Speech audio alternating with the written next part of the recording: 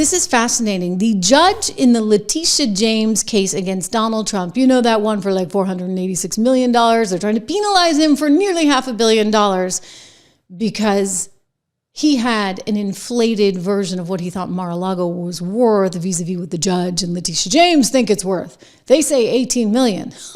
Good luck. I said I would buy it for 18 million. Seriously. I mean, that would be a steal. Letitia, you ought to line up a few investors and get that one together if that is really and truly the rate. But there's some funny stuff going on with the judge. It's all coming as Letitia, of course, responds to Donald Trump winning this election. And lastly, I congratulate the President-elect Donald Trump. And if possible, we will work with his administration. But we will not compromise our values or our integrity or our principles. We did not expect this result, but we are prepared to respond to this result. And my office has been preparing for several months because we've been here before. We faced this challenge before, and we use the rule of law to fight back. And we are prepared to fight back once again. Because as the Attorney General of this great state, it is my job to protect and defend the rights of New Yorkers and the rule of law. And I will not shrink from that responsibility.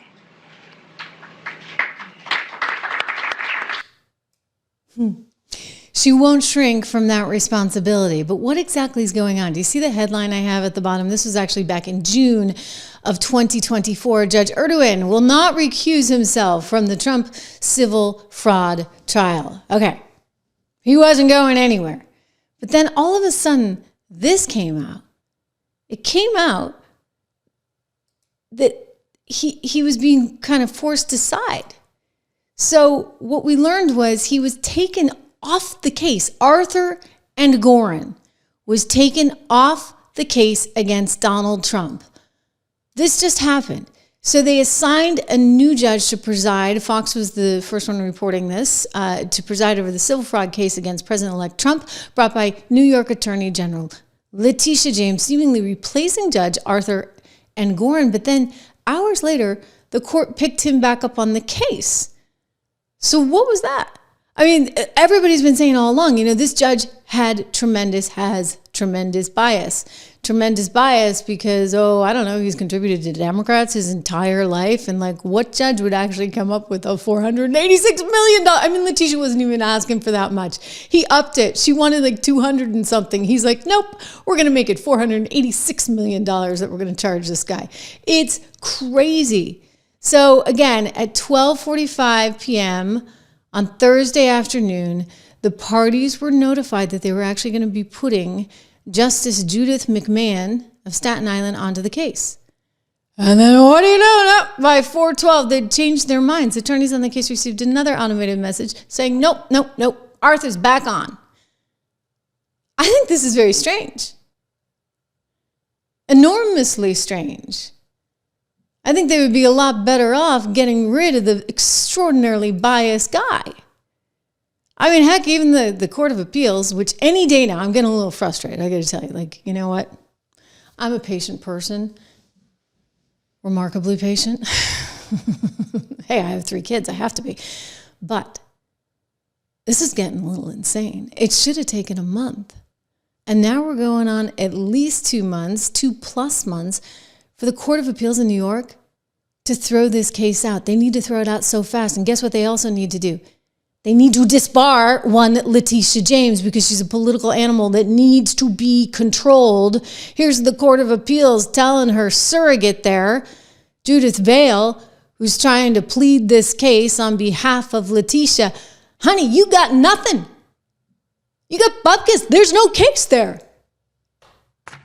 May it please the court, Judith Vale for the New York Attorney General's office. All of the defendants repeatedly violated... Ms. Vale, can you identify any previous case in which the Attorney General sued under Executive Law 6312 to upset a private business transaction that was between equally sophisticated partners where the supposed victim had the ability and legal obligation to discover the allegedly misrepresented matters by conducting its own due diligence, where the supposed wrongdoer advised the supposed victim through written disclaimers to conduct its own due diligence and to draw its own conclusions, where the alleged misrepresentation almost entirely concerned inherently subjective valuations of properties and businesses. Yes. And where the victim never complained about any fraud in the transactional losses from it. Because I've gone through the cases which you've cited, and all of them always involved the consumer protection aspect. It involved protection of the market. Well, several responses. And I want to add to his question, and little to no impact on the public marketplace. Okay. So there is no case. There's no case. They're switching the judge and the switcheroo thing, and yet they put this guy back on who clearly has a personal bias against Donald Trump. How else do you come up with $500 million other than they're trying to bankrupt him? That's the goal here. They are trying to bankrupt the future president of the United States of America. I mean, she basically said it. I know some of you have seen this before, but it's important. And if you're just tuning in for the first time, I've been all over this story. I have played some of this sound ad nauseum. I get it. But this is Letitia James saying she's going to show up on his doorstep. She just can't wait to get to Trump Tower and take it from him. Darn it. I don't have that one, but I do have this. At the end of the day, the documentary evidence demonstrated that, in fact, he falsely inflated his assets to basically enrich himself and his family. He continued to persistently engage in fraud. The numbers don't lie.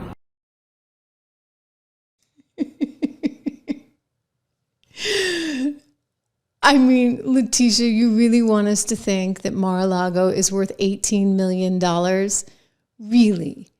I mean, are we supposed to take your word on it? When did you become a real estate expert? So let me just point out, you don't actually know what anything's worth, technically, until it sells. That's when you have something on paper.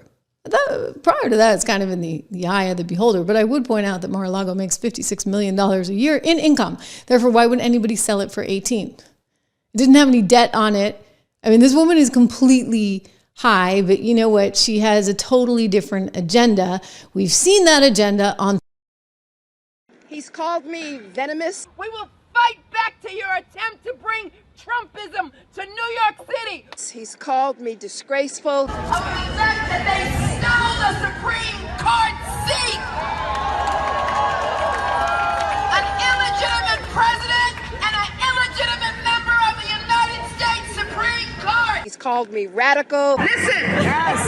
We know he's crazy. Yes. We know he doesn't have a sound mind. Yes. We know he's out of control. Yes. We know he's losing it. Yes. We know his days are numbered and we will come together.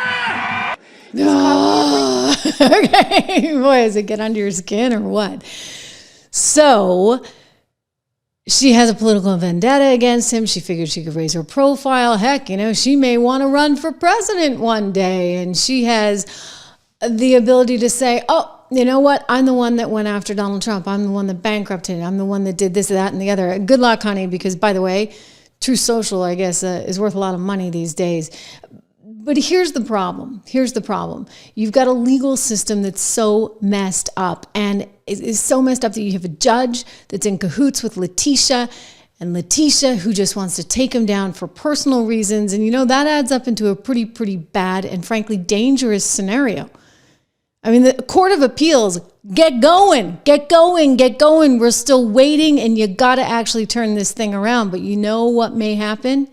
Kash Patel may beat them to it first. More on that in a second. But first, a shout out to my financial research company, 76research.com. If you're interested in investing in stocks, and believe me, you should be. You really should be. I can't emphasize that enough. Go check out 76research.com. We have a special deal for just $1 a month. Use code word dollar, DOLLAR, my gift to you for just $1 a month. You can get all of our research there from the 76 report. For an additional, I think it works out to like an additional $22 a month. You can tack on one of the portfolios. We have 3 different portfolios. One's a growth portfolio, another's an income builder portfolio, and then we have an inflation protection portfolio. So go check it out, 76research.com today. But I'll tell you this, Letitia should be very scared right now. If I were her, I'd be terrified, because you know what? Everything's going to get exposed. They're peeling the Band-Aids off right now. We're going to just see how messed up this is. Kash Patel saying this just the other night. I mean, this is so unprecedented. It's just amazing that he would say that.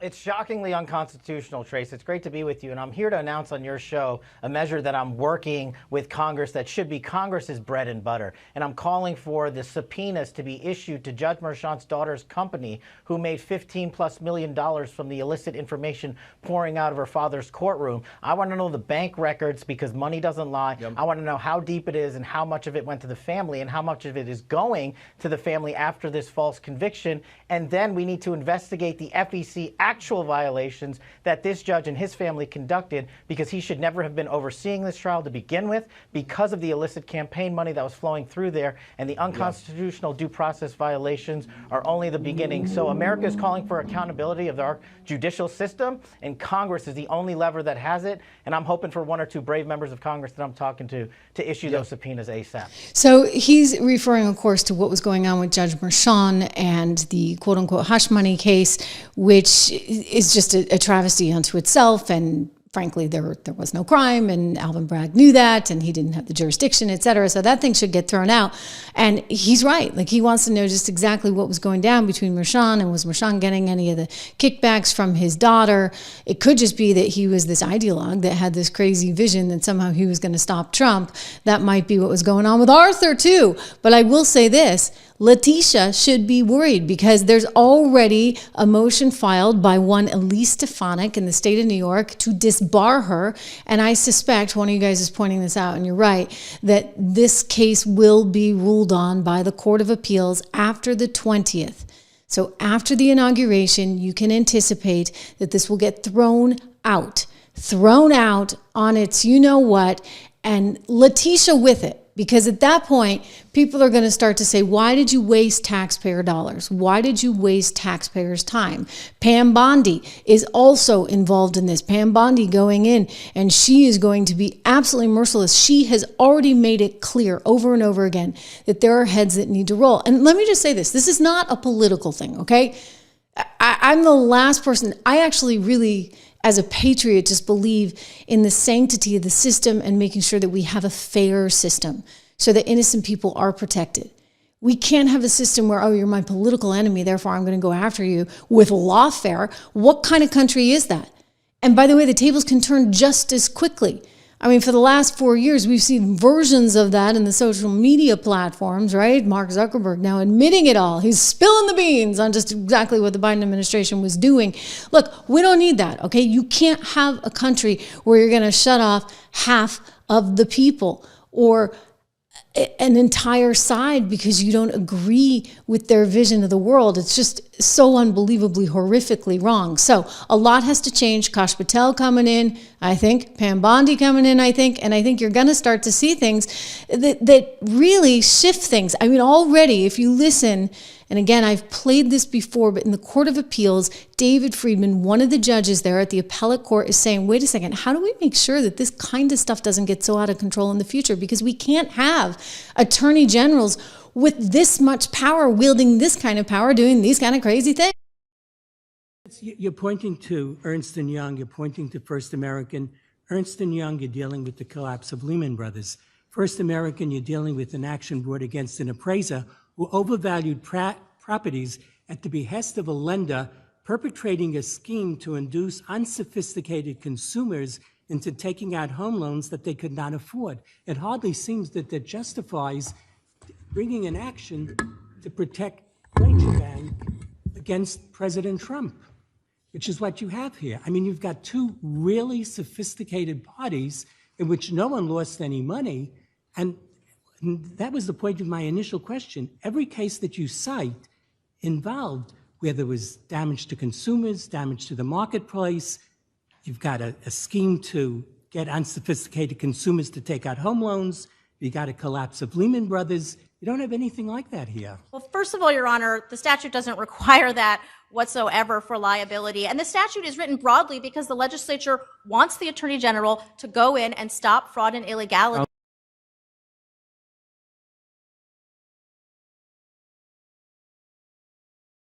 So I think you hear underneath all these questions, the question of mission creep. Has 6312 morphed into something that it was not meant to do? And that's something you must address, because there has to be some limitation on what the Attorney General can do in interfering in these private transactions, as Justice Friedman said, that where people don't claim harm. So what is the limiting principle? I want to jump in. Thank you. Piece of my mind pointing out that I was muted when I said this. I was just saying, like, this is crazy, right? The judge is leading to this question of, wait a second, if you're telling me that the authority is within the AG's perspective and they have this ability, then we actually need to look at the statute and we actually need to start changing things, because nobody should have the ability to do what she did, right? That is just so blatantly overly wrong. And that has to change. So I would anticipate that, yes, we are going to see some changes, and we may see some actual sort of massaging of the law in ways that would restrict Letitia James going forward. And that needs to happen. So Letitia, you should be worried. I actually think that you're going to be probably out of a job, probably out of a law license, and probably in some trouble with federal authorities, which would be a good thing. Reminder, if you have not gone to 76 Research, if you don't want to spend $1 a month, come on, you guys have $1 a month, right? $1 a month, you can cancel anytime, so you're not even out $1. $1 a month at 76research.com. It goes to $9.95 after the first 2 months. So again, you can cancel anytime, but go check out Invest in MAGA, because that's totally free. Investinmaga.com. Rob and I, that's my partner at 76 Research. He's a long-time dear friend and brilliant stock picker, absolutely brilliant.